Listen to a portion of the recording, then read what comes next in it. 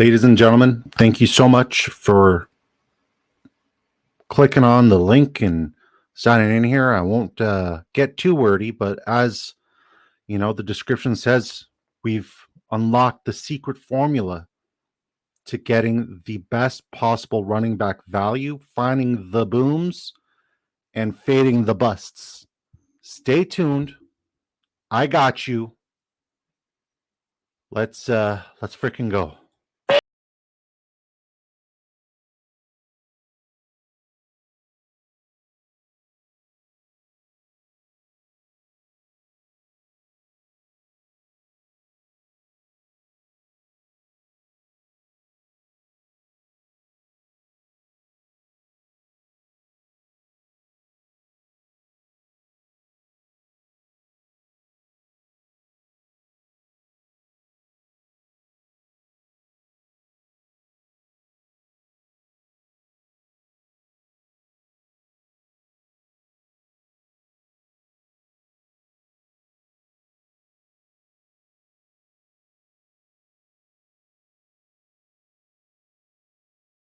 Running backs above to have a stellar 2022 year. And the way we did that was we found a trend. First, we took a look at the environment for the running backs and their value. And then we paired that with history repeating itself. I say that to say this: if you follow the money, especially with the running back position, you'll end up finding yourself getting really great late round value when all of your other league mates are fading these guys, and you're not gonna. You're gonna be smarter than them. We're gonna do better than them. We're gonna win, and we're gonna win again, and we're gonna keep winning. And this trend is gonna help you out. So, what's this trend, you might ask? It's quite simple. You got to find these running backs who came into the league with a lot of hype, relatively young. Add the fact that they're now in a contract year, and also add the fact that there's so much volatility when it comes to actually paying running backs, and know that their careers don't last very long. Running back careers can last anywhere between 4 to 6 years, but usually it's under. So if these guys get a chance to get that bag, to solidify a nice solid payment and give themselves financial freedom for the rest of their lives, bet your butts they're going to perform. So we're going to show you a couple examples of players in the past, and then we're going to tell you all the players that you got to look for this upcoming draft. So we'll start off with the year 2021. That fantasy season had a couple of sleepers that ended up winning a lot of leagues. James Conner had just signed a 1-year contract, a prove yourself contract with the Arizona Cardinals, signed for $1.75 million. Not a lot of people had a lot of high hopes and high expectations for James Conner, so he slid in drafts. He was drafted 92nd overall, so through all players, late 7th round to 9th round. He ended up finishing that season in standard format, 5th overall, half PPR, 5th overall, and PPR, 5th overall. I just realized I put too many PPPs there, but it's all good. Things happen. He ended up finishing that season as a top 5 running back in the NFL, and he ended up signing a 3-year, $25 million contract. Since then, he hasn't been doing very well. And you're telling me, well, this is one example. Don't worry, we got plenty. Staying with the 21 season, Leonard Fournette had just signed with the Tampa Bay Buccaneers, forming a dream squad. He left Jacksonville with a bad taste in their mouth simply because he was not a team player, quote unquote, but he ended up being a very pivotal part of that Super Bowl winning team. He signed a 1-year contract with Tampa, $2 million. His 2021 ADP was 72nd overall. He was drafted between the 6th and 8th round. In standard format, he was your 11th overall running back, half PPR, 7th overall, PPR, 6th overall. At the end of that season, he re-signed with the Tampa Bay Buccaneers for 3 years and $21 million, and we haven't really heard of him since, and he's been released. Starting to get the trend? Starting to follow? Huh? Huh? Now you're probably going to be like, Austin Eckler wasn't really, faded or anything, but he fell under that contract seeking trend that we're talking about. So there was players who were taken ahead of him and this past season, and he performed better than most of them, if not all of them, if you're talking about half PPR and full PPR. His final year in his contract with the Chargers was a $5.5 million contract. Clearly, he deserves more, and obviously, he still deserves more. His ADP was third overall. He was drafted, obviously, in the first round. Standard format, he finished off as the fourth overall running back, half PPR first, full PPR first, but he was still not the RB1 taken, which is very bizarre. Needless to say, he's been franchise tagged. He does have incentives. Does he fall under the category this season for a running back on a proven year? I'm going to lean towards saying no, but if he does fall to the second round, obviously pick him up. He's getting closer to 30, and when running backs get closer to 30, they're not inclined to really play for big salaries. He has incentives. He has $8 million to play for this year. So we do wish him luck. Is he a must draft this year? No, but last year he fit the mold. Now, this next back was a league winner for me in all my best ball tournaments. Last year, if you were drafting mid May to like mid June, you would be able to get Saquon towards the beginning to the mid portion of the third round. The fact that he fell that far and still had an incredible season is why I do what I do and why I make the big bucks and why you're watching me. So, last year, his 2022 contract, $7.2 million. His ADP was 17th overall. Standard format, he finished 5th overall PPR, or half PPR, sorry. He finished 6th overall, full PPR, 6th overall. He was drafted anywhere between the second and third round. Obviously, a first round value. Once again, he's just like Eckler and a lot of these other backs that we're going to talk about in the 2022 year got hit with that franchise tag. Now, the franchise tag is significant in the sense that he's still young, he still has a lot to play for, and he's still falling anywhere between the second round to, potentially early third.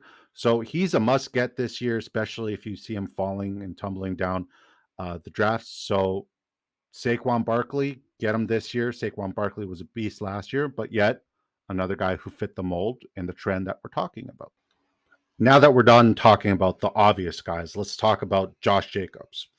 Last year, there was rumors that Zamir White would be the guy. Fade Josh Jacobs. He caught the more fade last season in the offseason than any player I've ever seen, and I took prime advantage of. Josh Jacobs was my most drafted player simply because he fit the mold of a running back who did not perform up to expectations, and he had to secure the bag. Now, once again, another guy who got the franchise tag. Do I think he's going to perform past his ADP right now, which is currently mid second round to late second round? I don't think so. I don't think he has a repeat year. He was very banged up last year. But with that being said, he came into the 2022 season with a $2.1 million contract. He had to secure the bag. His ADP was 48th overall, drafted anywhere between the 5th to 8th round, sometimes even way later than that. I've got him in a couple ninth rounds in a couple of my drafts. He won me a lot of money. Josh Jacobs was absolutely phenomenal. In standard format, he finished last season as the first overall running back, half PPR, third overall, full PPR, third overall. Starting to get the trend, and it gets better. There's way more players that we're going to discuss who fit the mold last season, and then I'm going to tell you who to draft this year. Now that we're starting to understand the trend and we're building up momentum, we'll start speeding through this. Tony Pollard, another guy who was on a secure the bag type of season. He did everything in his power to get Zeke released. And, wherever Zeke ends up, he's a great value, but it's neither here nor there. Let's talk about where he was drafted. First and foremost, he had a contract last year for $965K. His ADP was 79th overall. He was drafted anywhere between the 7th to 9th round. I've seen him in a lot of 10th rounds as well. In standard format, Pollard finished 8th overall, half PPR, 7th overall, full PPR, 8th overall. Ended up finishing, well, guess again, another franchise tag.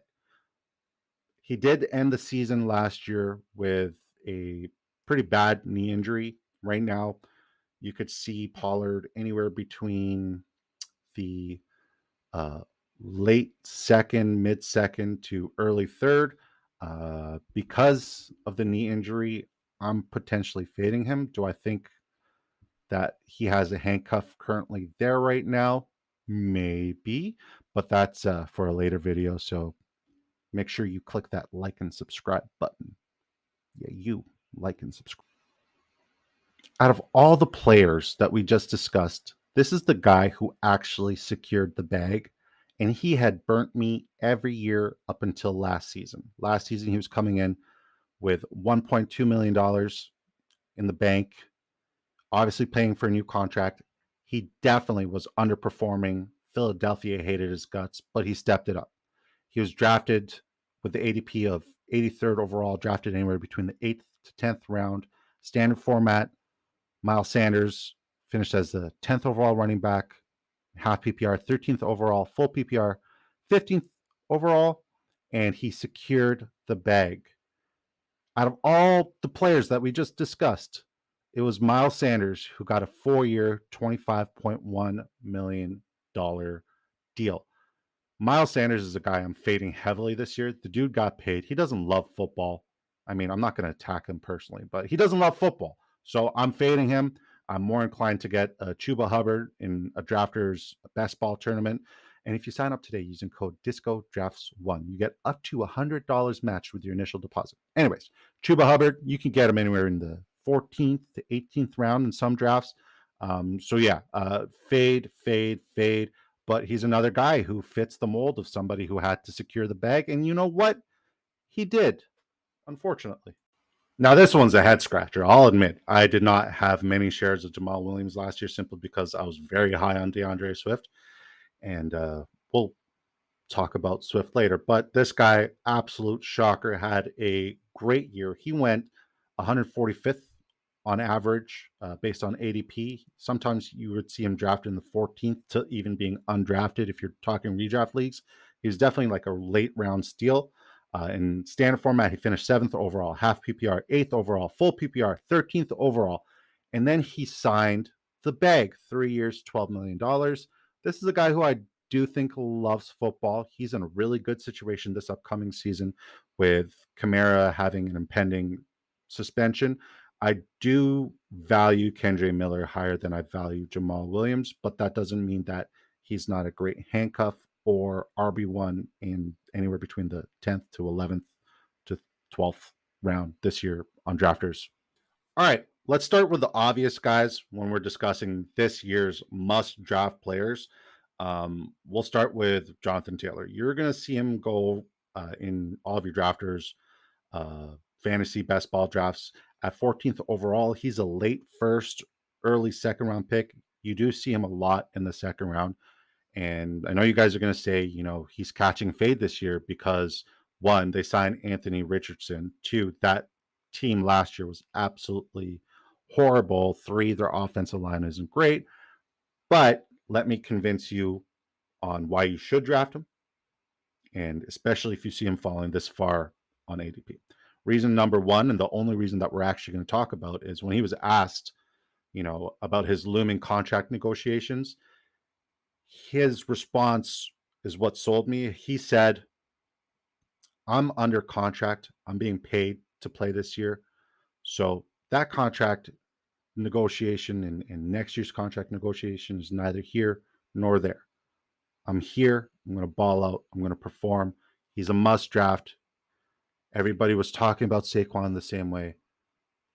Jonathan Taylor is a must draft. I can't believe I'm saying this.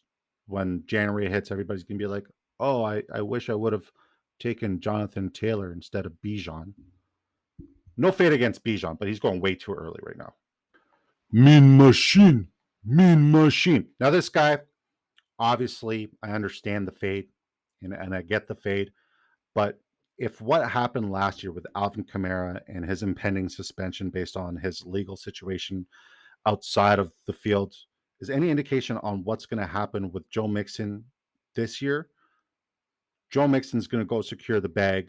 He's not going to get suspended. They got rid of the only guy who will give him competition in the backfield. He's going right now 54th overall on drafters, 6th to 8th round. You catch him fading a lot. You'll catch me getting him a lot. This guy could be a league winner. We know his potential. We know what he can do. Do I see him re-signing with Cincinnati Bengals? Probably not. Do I see him signing elsewhere after a really good season? Definitely. The Bengals obviously love Mixon and what he brings to the table, but the only thing is they got to pay Burrow, they got to pay Chase, they got to pay everybody under the sun. They're going to be dealing with some contract situations coming up. I'm not excited for the GM, but their team should ball out. They need to double down and win a Super Bowl this year, and I think Mixon's going to be a really big part of that. For a 6th to 8th round value, especially in best ball format right now on drafters, it's a no-brainer.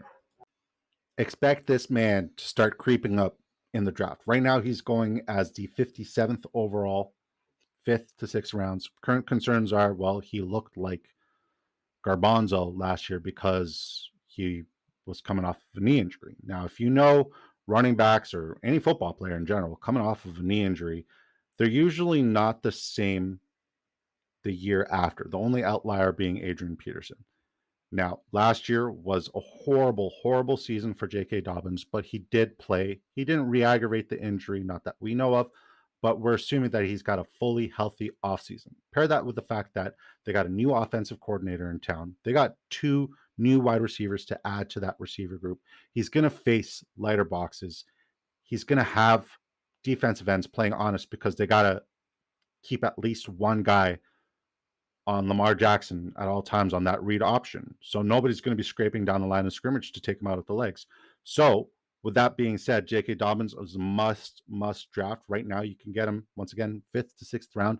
Expect him to start going up a little bit higher and higher as we get closer to the season. He is a phenomenal player. Prove it yourself deal. Prove it yourself. He's on a prove yourself deal. All right. And I love this value. This dude came off of a torn Achilles and said, screw it. I'm going to come back later on the season and win a Super Bowl. He played pretty awful last year, but there were some signs of improvement towards the end of the year. Mind you, that team is abysmal. Their offensive line is terrible. There's a reason why he's falling in the 7th, 8th round, 74th overall in terms of ADP. If you see him in the 8th round, especially in these drafters best ball tournaments, you got to pick him up. He's on a prove yourself contract year. It's a no-brainer. Just pick him up. You're not losing out on other value. Who else are you going to draft at that ADP? Jacoby Myers? Cortland Sutton? He has one of the best O-lines in football, if not the best O-line in football. DeAndre Swift is now a Philadelphia Eagle. They're going to run the ball. They're going to run the ball a lot. With the new rule changes with the quarterback sneak, they're probably going to have to go a little bit more traditional when it comes to their red zone touchdownage. In the 6th to 7th round, the fact that this guy was a late 1st round, early 2nd round pick last year, it's a no-brainer. You got to get him. Rashad Penny can't stay healthy. They don't really have anybody else who poses a threat there. He's on a prove yourself year. He's going to prove himself. After that, I don't care. But for this upcoming fantasy season, DeAndre Swift is going to ball out. Yeah, ball out. Last but not least, Quadzilla, Quadosaurus Rex, Quadlo Escobar, Senor AJ Dillon. Now, I will say, it's a very enticing price point. 9th to 11th round, 112th overall ADP. It's pretty juicy. Do not expect too much from AJ Dillon between week 1 to 8. You might have a spike week or two, but he really starts getting going historically in the second half of the season when it starts getting really, really, really cold out there and nobody wants to hit those quads. I wouldn't personally. Anyways, must draft. Do not get rid of him. If you're doing redraft format, best ball format, do not expect much from him from week 1 to week 8, but later on, he's going to win you your league. Yes, he's going to win you your league. So redraft format, stash him. Best ball, don't expect much early on. Without further ado, that's it. We're done. It's over. This recording was very time consuming. So if you do enjoy it, please like, subscribe. We won't be going live tonight, but I do appreciate you guys tuning in. Hopefully you like this content, and I'm pretty sure I just shot myself in the foot because I gave you guys my secret to drafting these running backs. I hope to see you guys soon. God bless. Peace.